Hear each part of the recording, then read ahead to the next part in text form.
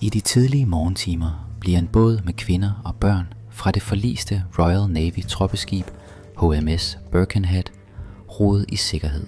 På afstand ser de med rædsel til, mens officererne og soldaterne står fast på dækket, tavse og ret, mens det havarerede skib hurtigt synker under dem. HMS Birkenhead er et af de første skibe med jernskrog, der blev bygget til Royal Navy. Den er oprindeligt designet som en dampfregat, men under konstruktionen bliver den ombygget til at være et troppetransportskib. En fregat er et smidigt krigsskib, der ofte bruges som eskorteskib for større konvojer. Admiralitetet er usikre på den relativt nye dampkraft i skibe, og ønsker ikke at risikere deres flåde med en uprøvet teknologi. Som troppetransportskib kan det hurtigt indsætte tropper, hvor der er behov, men behøver ikke at kæmpe. Skibet har 12 vandtætte rum, der adskiller de forreste sektioner, skibets maskineri midtskibs og de agterste rum. HMS Birkenhead er designet af John Lett og bygget på John Lett-værftet i Birkenhead, Lancashire. Den blev oprindeligt døbt HMS Vulcan og søsat af magasinen af Westminster den 30. december 1845. Ved årets udgang bliver den omdøbt til HMS Birkenhead til ære for byen, hvor den er bygget. HMS Birkenhead er 64 meter lang med en bredde på 11 meter og en dybgang på 5 meter under vandlinjen. Skibet drives af 2 Forrester Co. dampmaskiner på 564 hestekræfter, der driver et par skovlhjul med en diameter på 6 meter og en topfart på 10 knob. Skibet har et fuldt sæt sejl, og dampmaskinerne giver ekstra manøvredygtighed og fart. Skibet er bemandet med en besætning på 125 officerer og mænd. HMS Birkenhead sejler sin jomfrurejse fra Birkenhead til Royal Navy-basen i Plymouth, Devon i 1846. Den er i tjeneste i 5 år, før den bliver oplagt i Plymouth, hvor den bliver ombygget, inden den vender tilbage i tjeneste. I januar 1852, under kommando af kaptajn Robert Salmond, sejler HMS Birkenhead fra Portsmouth med kurs mod Algoa Bay på Sydafrikas østkyst. Ombord er der soldater fra 10 forskellige britiske hærregimenter. Tropperne skal forstærke de britiske styrker, der kæmper i den 8. Xhosa-krig mod de oprindelige Xhosa-stammer i Østkap-regionen i Sydafrika. Den 5. januar lægger Birkenhead til i Queenstown i Irland for at tage flere soldater ombord, samt koner og familier til flere af officererne ombord. Efter 6 uger til søs lægger Birkenhead til i Simonstown i Falls Bay om morgenen den 23. februar. Royal Navy overtog havnen i Simonstown i 1790'erne for at opbygge en flådebase, som stadig eksisterer i dag under den sydafrikanske flåde. De fleste af kvinderne og børnene ombord går fra bord sammen med flere soldater, der er blevet syge under rejsen. Under deres ophold i Simonstown bliver 9 kavaleriheste, flere baller hø og 35 tons kul taget ombord som forberedelse til den sidste del af rejsen til Algoa Bay. Denne sidste strækning er omkring 450 sømil og vil tage 2 dage at sejle. Kl. 18:00 den 25. februar, under klar himmel og roligt hav, satte Birkenhead kurs mod Algoa Bay med mellem 630 og 643 mænd, kvinder og børn ombord. Det præcise antal er ikke registreret. For at opnå den bedst mulige fart, beslutter kaptajn Salmon at følge kystlinjen tæt og sætter en kurs, der vil holde Birkenhead cirka 3 engelske mil fra kysten. På rejsen sydpå fra Plymouth sejlede Birkenhead mod Benguela-strømmen.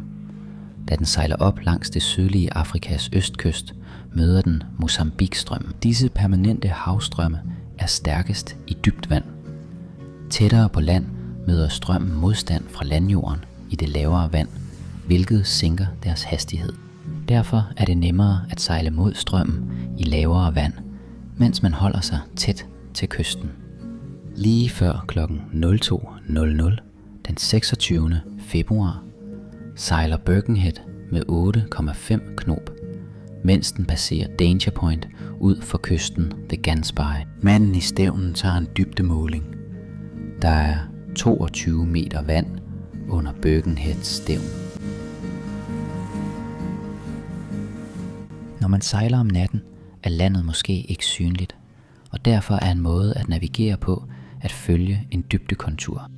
Manden, der lodder dybden, tager regelmæssige dybdemålinger ved at sænke et vægtet reb og tælle antallet af knuder i rebet mellem skibet og havbunden. Hvis dybden bliver mindre, drejer de skibet ud mod havet, og hvis dybden bliver større, vender de tilbage mod land. Før manden, der lodder dybden, kan tage sin næste måling, rammer Birkenhead en ikke kortlagt klippe 3,7 meter under stævnen. I stormvejr, når bølgerne har høje toppe og dybe dale, kan klippen ses tydeligt i de urolige bølger. Men under disse rolige forhold ruller den lange dønning langsomt og er hverken høj eller dyb, så klipperne er skjult under vandoverfladen. Kaptajn Salmond skynder sig op på dækket, beordrer ankeret kastet, kvarterbådene sat i vandet og en omgang bak med maskinerne. Mens skibet bakker væk, strømmer havet ind gennem det store hul, der er opstået ved sammenstødet med klippen. Den lange, rullende dønning skubber Birkenhead fremad, og den støder igen, hvilket bøjer pladerne i den forreste bund og river de forreste skotter op. Det forreste rum og maskinrummet oversvømmes. Over 100 soldater, der sover under dæk, drukner i deres køjer. De overlevende officerer, mænd, kvinder og børn samles på dækket. Kaptajn Salmond beordrer oberstløjtnant Seaton, den øverstbefalende militærofficer ombord, til at sende mænd ned for at betjene lænsepumperne. 60 mænd bliver sat til at betjene pumperne, 60 til at håndtere redningsbådenes taljer, og de resterende mænd samles på agterdækket bagerst på skibet i et forsøg på at sænke agterenden og dermed løfte stævnen. Kvinderne og børnene bliver placeret i skibets jolle, som ligger langs siden.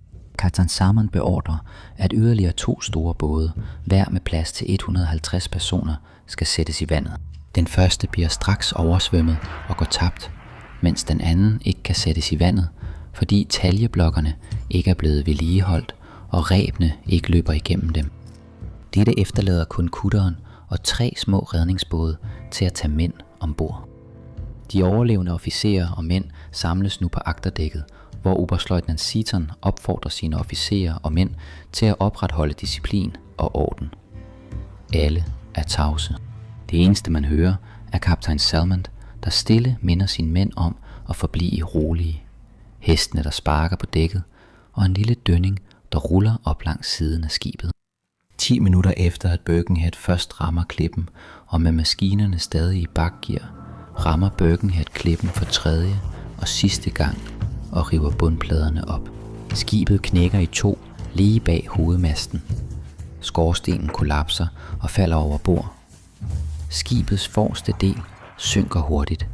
Agterdelen, som nu er fyldt med mænd, begynder at krænge og synke. Kaptajn Salmond råber: "Alle, der kan svømme, spring over bord og svøm mod bådene." Oberstløjtnant Seaton indser, at denne ordre vil forårsage et stormløb mod kutteren og de 3 små redningsbåde, hvilket risikerer at overfylde dem og bringe kvinder og børns liv i fare. Han beordrer alle tropper til at blive stående. Kun 3 soldater bryder rækkerne og svømmer mod kutteren. De 9 kavaleriheste bliver sluppet fri og drevet ud i havet. En af dem brækker benet og bliver hurtigt dræbt af store, hvide hajer. De andre 8 når sikkert i land. Gansby er et af verdens hotspots for store, hvide hajer. De kolde Benguela-strømme og den varme Mozambique-strøm kolliderer i denne region, og begge bringer næringsstoffer med sig, som bevæger sig op gennem fødekæden. Disse afrikanske store, hvide hajer lever hovedsageligt af den store sælbestand i området og supplerer gerne kosten med et par britiske soldater, hvis muligheden byder sig. Soldaterne og deres overlevende officerer står fast og rører sig ikke, mens Birkenhead synker under dem. Knap 20 minutter efter at have ramt klippen. Nogle soldater formår dog at svømme de 2 engelske mil ind til kysten. Mange drukner, dør af kulde eller bliver dræbt af de store hvide hajer i blodrus. Tidligt næste dag opdager skonnerten Lioness, kutteren, tager kvinder og børn ombord samt overlevende fra en af de små redningsbåde og sætter derefter kurs mod Birkenheads position. Da Lioness ankommer om eftermiddagen, finder den 40 overlevende, der klamrer sig til Birkenheads rigning og tager dem ombord. Det samlede antal personer ombord på Birkenhead på tidspunktet for katastrofen har altid været usikkert. Et skøn på 638 offentliggøres i avisen The Times i London.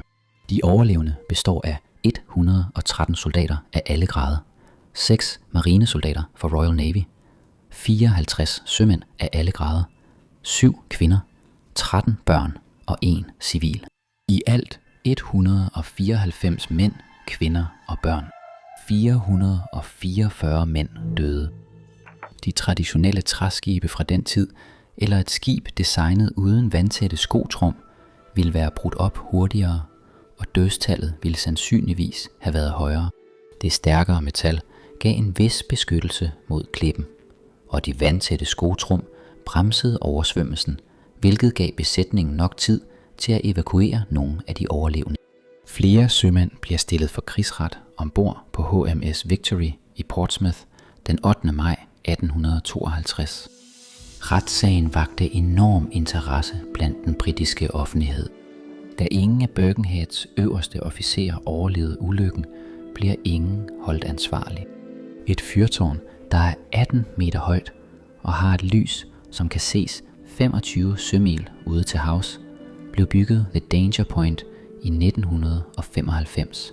I 1936 blev en mindeplade for Birkenhead fastgjort til fyrtårnets sokkel af Naval League of South Africa.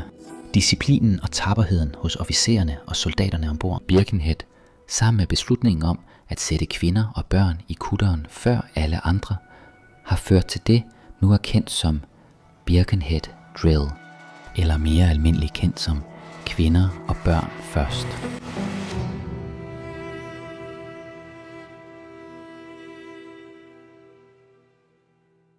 Tak fordi du så med.